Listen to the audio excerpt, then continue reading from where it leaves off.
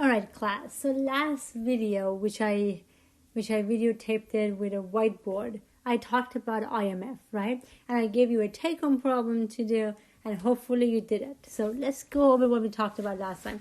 We talked about IMF, intermolecular forces, and we said IMF is basically what is keeping the solid and liquid together. If I have a glass of water, it has millions and millions of water molecules in it, and they're not running away from each other. Why is that? Because the water molecules are held together nicely through intermolecular forces. So it keeps things together, and we need to care about it because intermolecular forces will determine physical properties. And these were the intermolecular forces from the highest to the lowest one. And I had asked you to rank these compounds that I have given you. Alright, so the first one, now in order to rank this, the best way to do this, what we have to go over this one by one.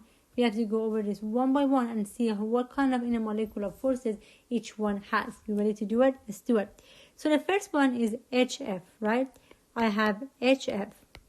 Now, it's not ionic. Is it hydrogen bond? Go one by one. Not ionic. Is it hydrogen bonding? Yeah, it's hydrogen bonding. Why is it hydrogen bonding? Because it has HF. Because remember we talked about hydrogen bonding is HN, HF, and HO. Okay. Now remember what ionic is? Ionic is when you have a metal and you have a non-metal. And consider hydrogen and non-metal. Consider hydrogen and non-metal. Okay. And dipole is when you have a covalent compound. That means you have two non-metals. And the compound is polar.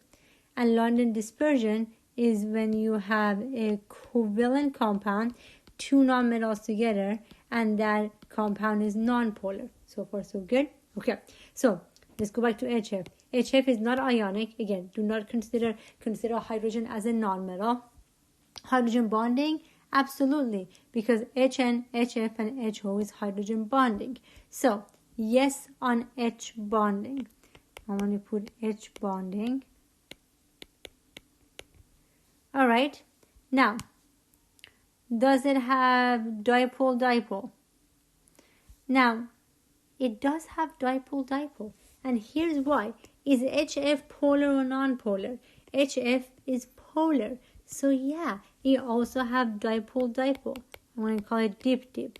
Again, consider hydrogen and non-metal. Okay. Now, the other thing is, everything has London dispersion.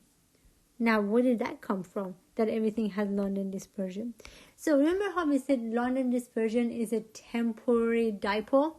London dispersion is a temporary dipole. So as the electrons are moving around rapidly at a room temperature, by chance, they temporarily gather on one side of a molecule, and temporarily they're going to come close to close per proximity, and you are going to have a temporary dipole. Right? You're going to have a temporary dipole, induced dipole.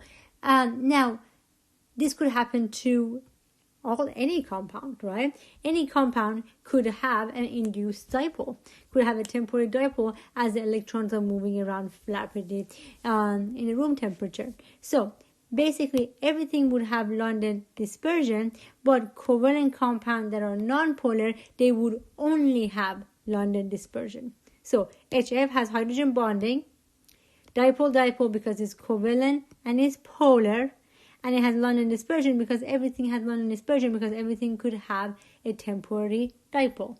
So far, so good. All right. Now, the next one is H2. Now, what do you think of H2? Again, consider hydrogen and non-metal. Is it ionic? It's not. Hydrogen bonding? No, because hydrogen bonding, the N, the O, or the F has to be directly attached to the hydrogen. That's not the case. Dipole, is it covalent? Okay, yeah, but is it polar or non-polar? H2 is non-polar. Okay, so it's non-polar. So I have a covalent non-polar. It would only have London dispersion. If you're non-polar, you would only have London dispersion. I'm going to put LD for London dispersion. All right, next one. Cl2. Okay, not ionic, no hydrogen bonding. Two nonmetals together, but is it polar or is it non-polar? It is non-polar, right? They have the same En value, is non-polar. So if it's non-polar covalent, the only thing it has is London dispersion. All right. Now calcium chloride, a metal and a non-metal together. What is that? Hopefully you're shouting that is ionic. Beautiful. No hydrogen bonding. Again, it's ionic. It's not covalent. So the rest is not going to be applied. Now, how about this one? CH3Cl. CH3Cl. Again, don't forget, draw it out. Draw it out, draw it out, draw it out. One more time. Consider hydrogen a nonmetal. So, this is not ionic. Hydrogen bonding? No. There is a hydrogen, but a hydrogen is attached to carbon. CH, this bond is pretty happy.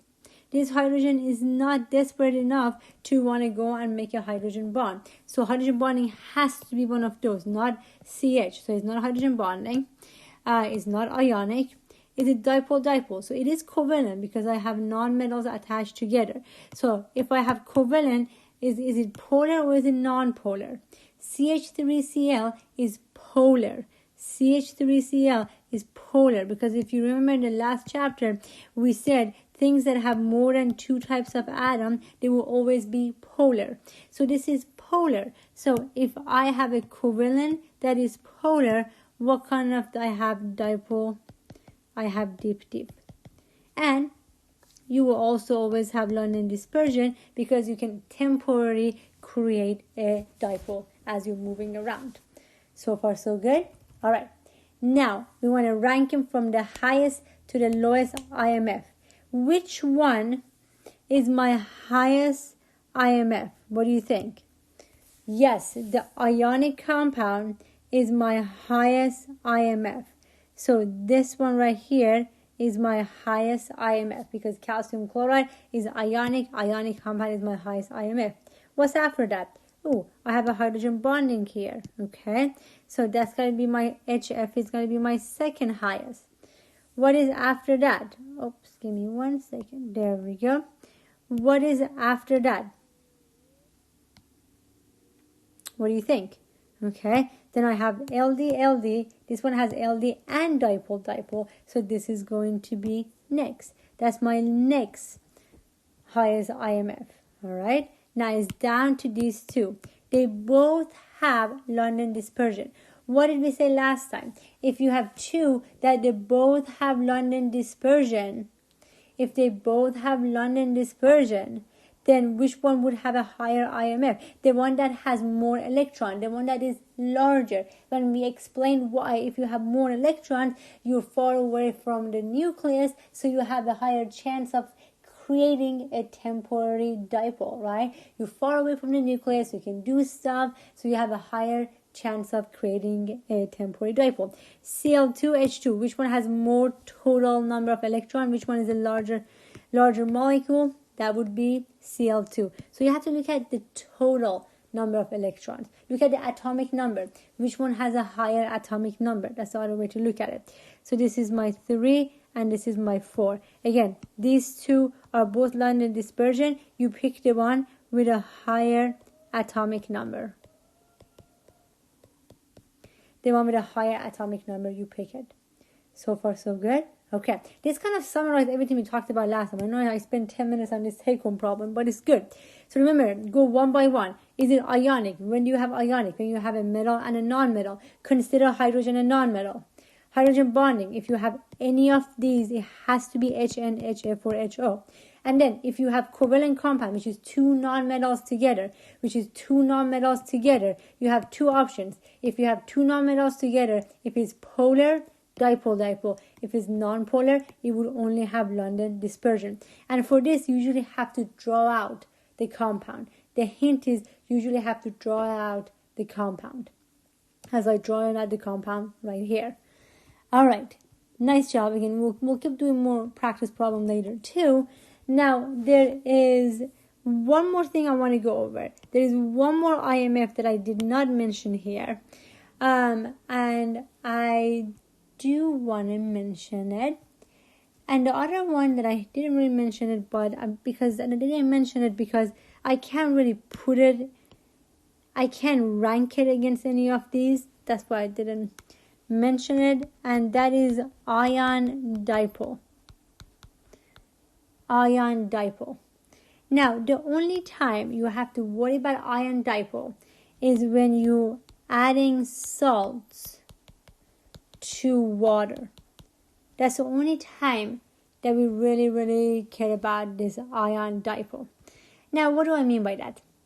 So, let's say we have NaCl in H2O, okay?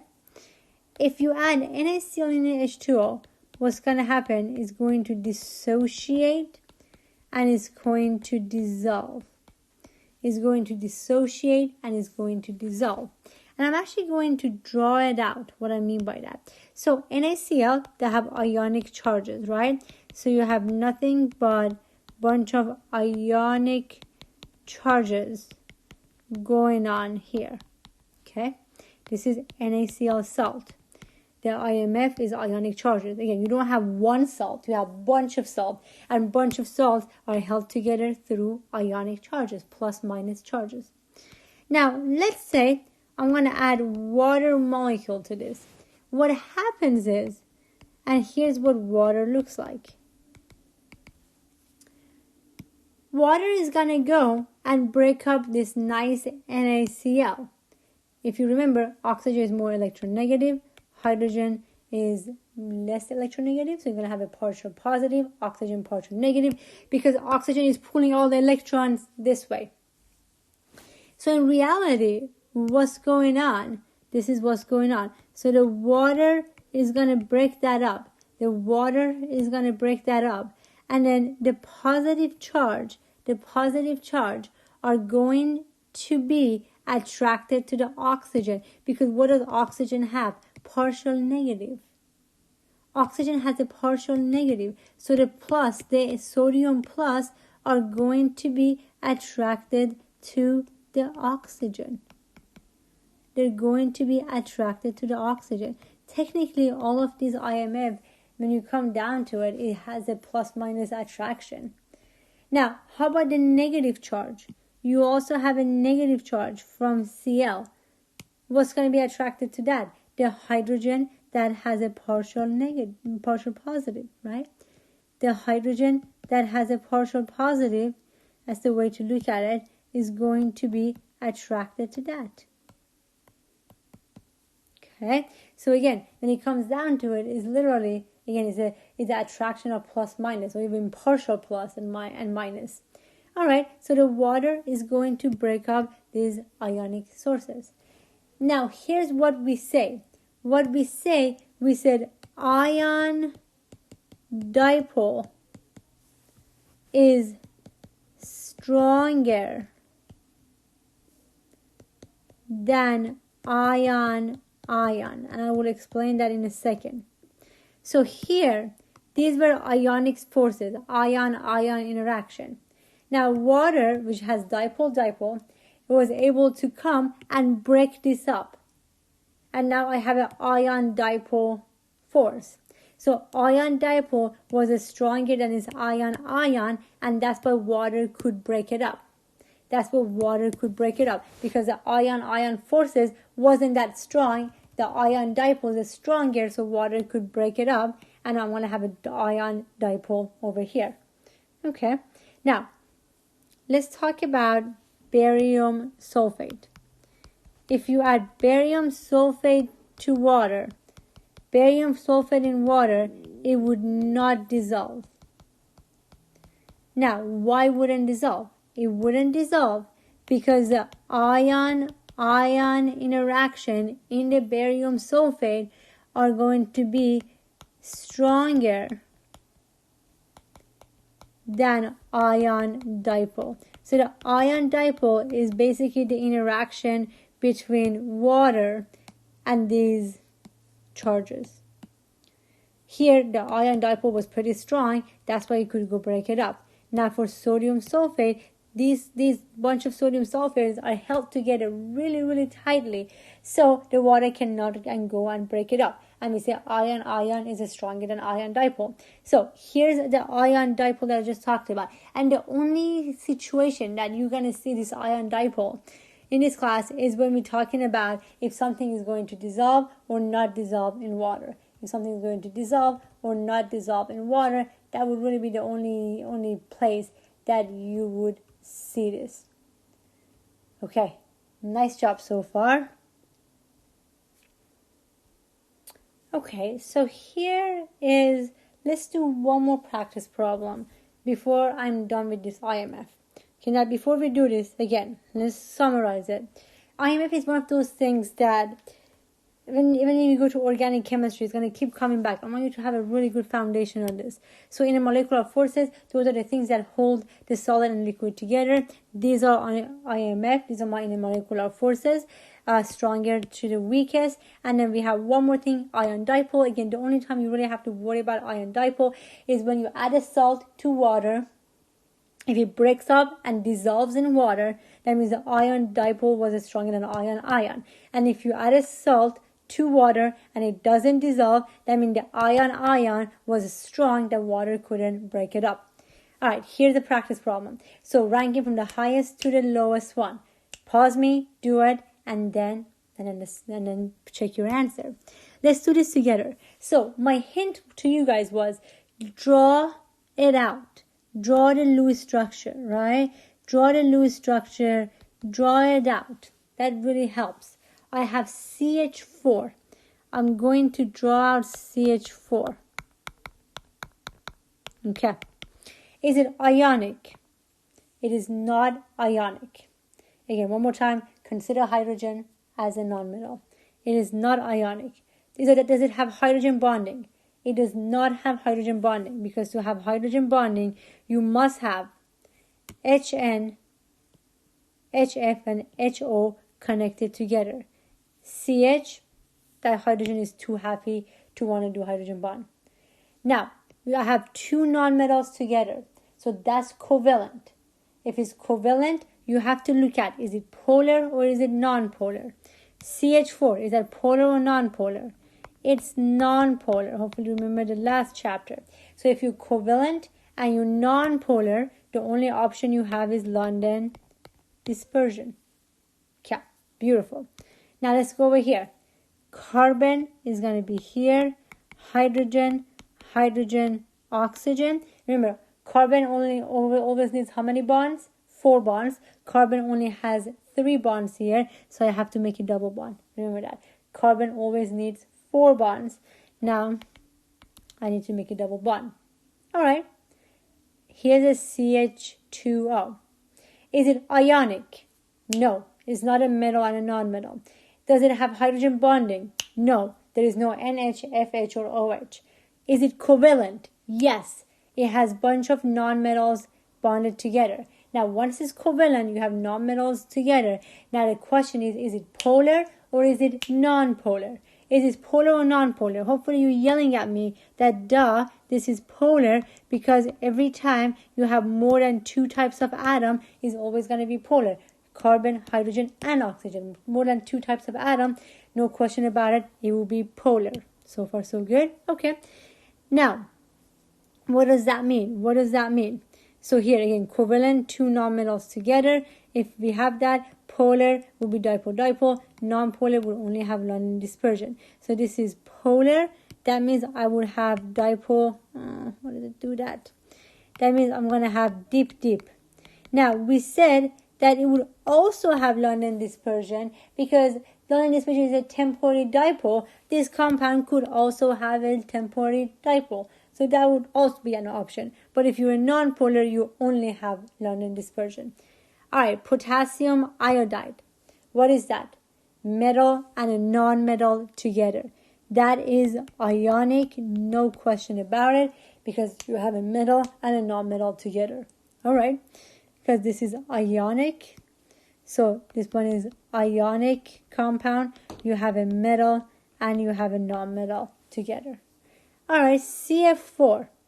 I have C attached to F, F, F, and F. I'm going to draw it out. Okay. Is it ionic? No, because it's two nonmetals. I do not have a metal and a nonmetal. Is it hydrogen bonding? No, I don't even have any hydrogen. Is it covalent? Yes, because I have two nonmetals. Now, if it's covalent, the question is it polar or is it nonpolar? This is tetrahedral. This is a nonpolar geometry. So this is London dispersion. So this is London dispersion only because it's covalent, because it has two nonmetals together, but is also nonpolar. That makes it to have only London dispersion. Last one is water. I'm going to draw it out. Okay. You ready? Do this with me. Is it ionic? No, because it's not a metal and non-metal. Is it hydrogen bonding? Yes, because it has OH. OH has a hydrogen bonding. So this one has H bonding. Now, is it covalent? Sure. We said we're going to consider hydrogen a non-metal. So I have two non-metals together. Is water polar or non-polar? This is a bent geometry. We said a bent geometry is polar because most of the electrons are on this side. So if covalent and you are polar, what are you? You are also dip, aren't you? And we said London dispersion. Every time you're dip, you can also be London dispersion because you can have a temporary dipole. So far, so good. Again, one more time. Hydrogen bonding because I have OH. And hey, this is covalent, two nonmetals together, and it's polar, so it's also dipole. And every dipole will also have London dispersion because you can have a temporary dipole. All right, so now we are going to rank them. Which one is going to be my highest one? What do you think? Of course, potassium iodide is going to be my highest IMF because ionic is the highest IMF. Then it's going to be H2O because the next one, hydrogen bonding, is pretty strong. Okay, now what's going to be after that? It's going to be my dipole, CH2O. It's going to be my dipole, that's formaldehyde. All right, now what I'm going to do? Oh no, I have two London dispersion to decide between. You go with the one that has a higher atomic number if you add up all of them together. Which one is going to have a higher atomic number? CF4. That's going to be higher, heavier atom. It has more electrons, so it's going to have a higher chance of having a temporary dipole. So CF4 is going to have a higher than CH4. So that's going to be my lowest one. Okay. This was a good practice problem. Again, sometimes you have to draw it out. Is it ionic? Is it a metal or non-metal? If it is, then it's ionic. Does it have a hydrogen bonding? Look at it. Does it have OH, NH, or FH? Then it's hydrogen bonding. And you have two non-metals together, then it's covalent. Decide, is it polar or non-polar? If it's polar, it's dipole. If it's non-polar, it would only have London dispersion. And don't forget, when you're doing all that, it makes it a little bit easier if you consider hydrogen as a non-metal. All right, beautiful. Really, really good job. Next time, we'll continue with this. We're going to do physical properties because remember, we said that IMF could predict physical property. I'm going to go over that next time.